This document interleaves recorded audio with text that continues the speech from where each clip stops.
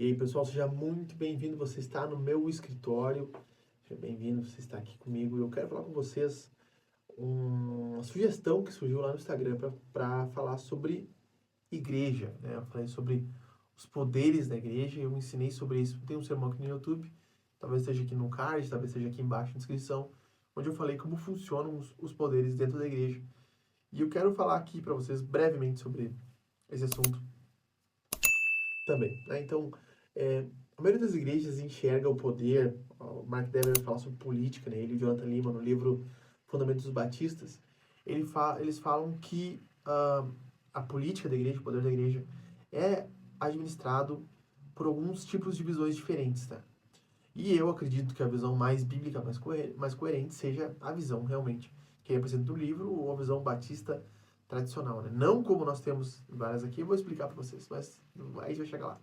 Então, o que acontece? O poder dentro de uma comunidade, ele não nasce é, dos presbíteros, dos pastores, ou dos apóstolos, enfim. O poder de uma comunidade, ele nasce de Jesus, né? Jesus diz, todo o poder me foi dado, toda autoridade me foi dada no céu e na terra, portanto, né, ele tem algumas demandas, algumas comitivas para nós.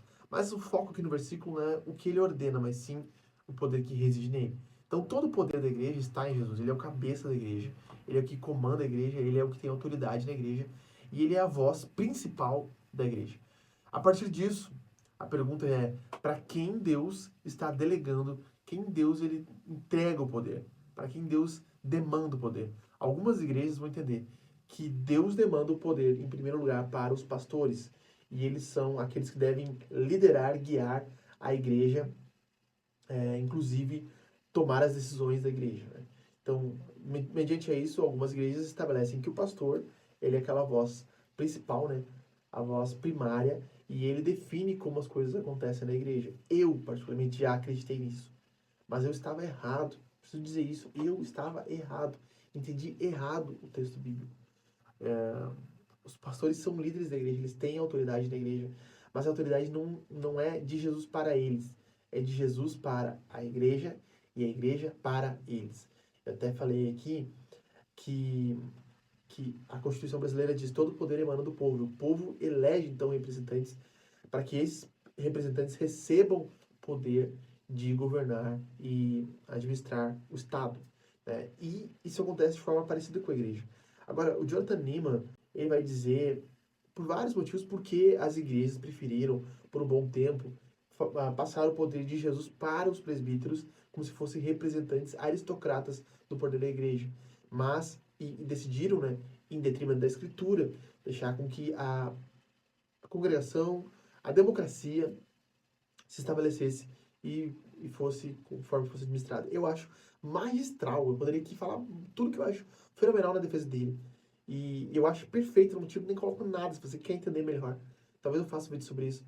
Mas leia esse livro, leia. Ele fala de como a política funciona na igreja, como o poder funciona na igreja e por que, historicamente, optamos como igrejas pelo modelo presbiteral, bispal e por que os batistas, congregacionais, entenderam diferente e conseguiram replicar de forma mais bíblica o que o que deve ser a comunidade cristã.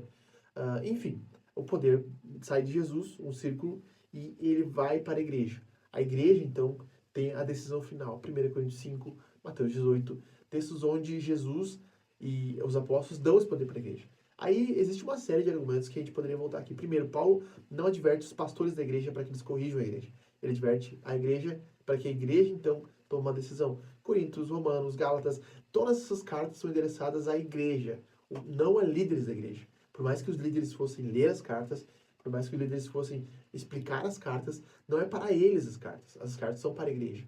Os apóstolos tinham o entendimento que a igreja, sim, detinha o poder para lidar com as suas questões. Então, Jesus manda carta para as igrejas no Apocalipse, né? Através dos anjos da igreja, mas para as igrejas do Apocalipse. Então, da Ásia Menor, né? Então, o poder sai de Jesus para a igreja, não Jesus para os bispos, ou diáconos, ou diretoria, como nós temos em muitos locais. Essa não é a forma correta de chegar ao poder na igreja. O poder na igreja sai de Jesus para a congregação, para a comunidade. E a comunidade reunida, porque toda vez que vocês se reunirem 2 ou 3 no meu nome, eu ali estou. Então, a comunidade reunida representa o poder de Jesus, representa a autoridade de Jesus. E a comunidade escolhe aqueles que representam, então, a sua liderança. Como eles escolhem? Escolhem mediante aos padrões bíblicos. 1 Timóteo capítulo 3, Tito capítulo 1, 1 Pedro capítulo 5. Vai nos mostrar quais são os padrões, os parâmetros que nós deveríamos usar para escolher aqueles que nos lideram. Dentro dessa classe de liderança existem os pastores e os diáconos. Pastores barra presbíteros barra bispos. Então, eu entendo que esses títulos, pastores, presbíteros e bispos, são títulos iguais, idênticos. Alguns vão falar um pouco da função, por exemplo, pastores, cuidado, bispo, gerenciamento. Outros vão falar mais da qualidade, presbítero, ancião, questão de sabedoria, maturidade. Então, mas são títulos correlativos. Pedro usa isso, né? Ele se chama de pastor, de presbítero. Eu, como um presbítero, rogo para que vocês pastoreiem o povo de Deus. Então, ele está usando uma função aqui, mas que é semelhante. E eu não vou falar sobre isso aqui, porque se quiser, leia, tá? Mas, basicamente, o pastor, ele é aquele que nutre, cuida, gerencia, presbítero, né? Bispo, né? E é mais maduro na congregação. Então, esse poder está com eles, né? Delegado para eles, para que eles tomem algumas decisões. Mas o poder é limitado. Esse poder ele não tem o poder de tomar decisão sozinho. O que acontece? Toda vez que nós vemos pastores agindo de forma autoritária, é porque a igreja não entendeu o seu papel, e eles fazem questão que a igreja não entenda o papel deles, para que eles possam usurpar o poder para si mesmo. Então, o poder está em Jesus, na igreja, e ele delega para os presbíteros barra diáconos, né? Então, os diáconos sendo o braço físico da força da liderança da igreja, e os presbíteros sendo o braço espiritual, cuidando da alma, zelando pela saúde espiritual da igreja. Eles fazem parte da igreja, por isso tomam decisões em conjunto. Aí tem um outro argumento muito bom nesse Fundamentos Batista, que fala assim, Hebreus capítulo 3 vai dizer, obedecei aos vossos mestres, aos vossos líderes, né? E alguns pastores vão dizer que esse texto, então, demanda que as pessoas obedeçam os seus líderes, mas a palavra no grego, obedecer, não quer dizer uma submissão à voz do pastor, mas sim que o pastor ele tem é como se o grego dissesse algo parecido com isso. Sejam convencidos pelos seus líderes. Obedecer aos vossos líderes, assim, e sejam... não é convencido que ele usa a palavra no livro, eu não lembro exatamente a palavra que é, mas assim, persuadidos à obediência. Então, os pastores, eles não mandam que obedeçam, mas eles persuadem através da palavra de Deus que haja obediência. Pô, isso dá muito pano para muita manga, né? Mas o vídeo deu mais de 7 minutos. Enfim, era só para explicar isso aqui. Então, diferenças. Alguns governos são bispais. Igrejas entendem que tem um bispo que comanda todas as igrejas daquela região. Isso não é bíblico, tá? Igrejas são autônomas no Novo Testamento, isso é óbvio. Isso tem uma pluralidade de presbíteros, pastores guiando cada igreja local, e elas são autônomas, não independentes, autônomas. Né? São coisas bem diferentes. Então, o poder nasce de Jesus para a igreja, a membresia, e dentro da membresia nós temos presbíteros e diáconos, e a igreja escolhe esses homens para que eles os liderem.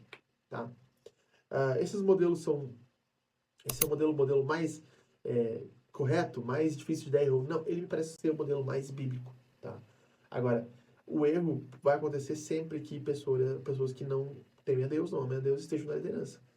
Agora, é mais difícil que muitas pessoas tomem a decisão no modelo congregacional e entreguem a uma pessoa ruim do que uma pessoa ruim tomar o poder para si só, né? Convenhamos. Então, mas a democracia no Brasil, comprar... exato. Mas nós não temos um país de pessoas nascidas de novo, né? Redimidas. Nós temos um país onde a maioria das pessoas não é cristã. Dentro da igreja, a maioria das pessoas deveriam ser redimidas, nascidas de novo.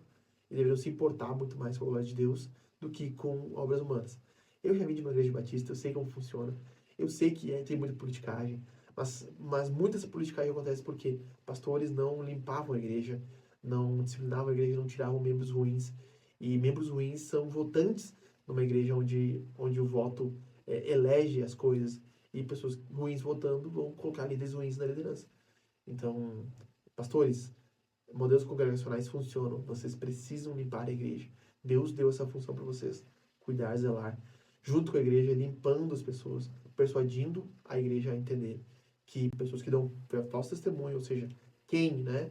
quem não é cristão não deve fazer parte da congregação, porque eu poderia estar com a igreja, certo? Se esse vídeo te abençoou de alguma forma, se eu divaguei muito, eu não sei, comenta aqui embaixo, mas espero que você tenha sido abençoado por esse conteúdo. Deus te abençoe, quero voltar a gravar aqui, olha pra mim e até mais, valeu!